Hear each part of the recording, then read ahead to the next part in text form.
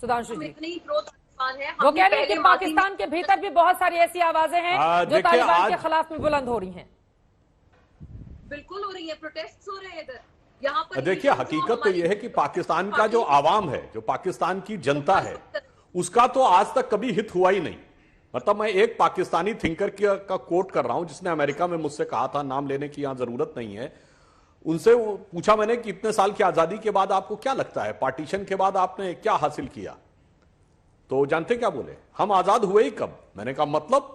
कहा आजादी से पहले लंदन की हुकूमत जो तय करती थी वो हमारा मुस्तकबिल होता था, फिर वॉशिंगटन की हुकूमत जो तय करती वो हमारा मुस्तकबिल होता था, अब बीजिंग तय करता है।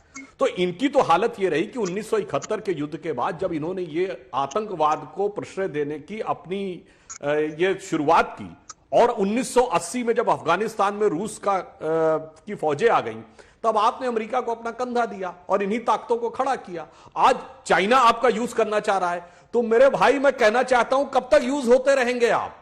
आपको असली आजादी कभी मिली ही नहीं, और आपने बाहर से किसी से लड़ाई लड़के जीती ही नहीं, केवल अपने लोगों के ऊपर करते रहे, कभी ईस्ट पाकिस्तान के बंगालियों के ऊपर, कभी बलूचियों के ऊपर, तो कभी पख्तूनों के ऊपर, तो कभी सिंधियों के ऊपर, कभी मुहाजिरों के ऊपर। तो आपको यह सोचना होगा कि आज जिस मुकाम पे आज आप आके खड़े हो गए। और अंत में एक बात कह दूं, यह बात हम नहीं कह रहे हैं, जैसे मोरा आलम जी ने कहा कि हम लोग इस तरह की बात करें, जनरल मुशर्रफ ने अपनी किताब में लिखा, वो आपके प्रेसिडेंट रहे, कि हमारी बहुत बड़ी गलती थी जब हमने उस समय अपनी धरती का यूज होने दिया 1980s में। अब इसके बाद क्या कहने को रह जाता है?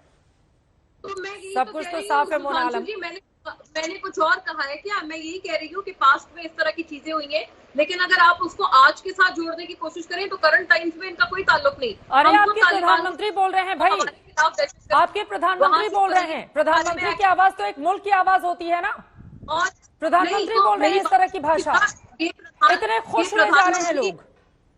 फॉरेन मिनिस्ट्री प्रधानमंत्री की कैबिनेट है, उन्हीं की कैबिनेट का एक सबसे बड़ा मेंबर जो हमारा फॉरेन मिनिस्टर है, उन्होंने टीटीपी के लिए खत लिखा है कि टीटीपी के बारे में एक्शन ले, उनको इंडिया फंड करता है। गुलामी की जंजीरें अगर हमने कभी तोड़ी हैं तो 1947 में तोड़ी है, जब भारत के साथ हमने जिस गुलामी में हमें जकड़ा हुआ था उस चीज से हमने जान छुड़ाई है।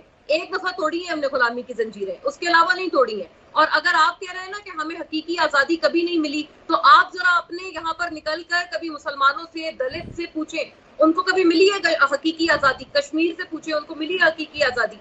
ये देखिए, अगर इस तरह से आप हमारे ऊपर बात करेंगे तो मैं भी आप पे बहुत सारी कर सकती हूँ। तो मैं सिर्फ टॉपिक पे स्टिक करना चाहती हूँ। तो जवाब भी सुन लीजिए सुधांशु त्रिवेदी जी, वो आपको कश्मीर याद दिला रही हैं और देश के भीतर भी बहुत। जवाब सुन लीजिए ना मोना आलम, अब सवाल खड़े कर दिया। जरूर सुनाइए। देखिए, आपने कहा कि आजादी की बात, पहली बात तो आपको मुस्लिमों की बात करनी हो तो मैं फिर आपको सिर्फ यही कोट किए देता हूं कि सिर्फ किसी भारत के व्यक्ति ने नहीं कहा ना, बीजेपी के व्यक्ति ने कहा।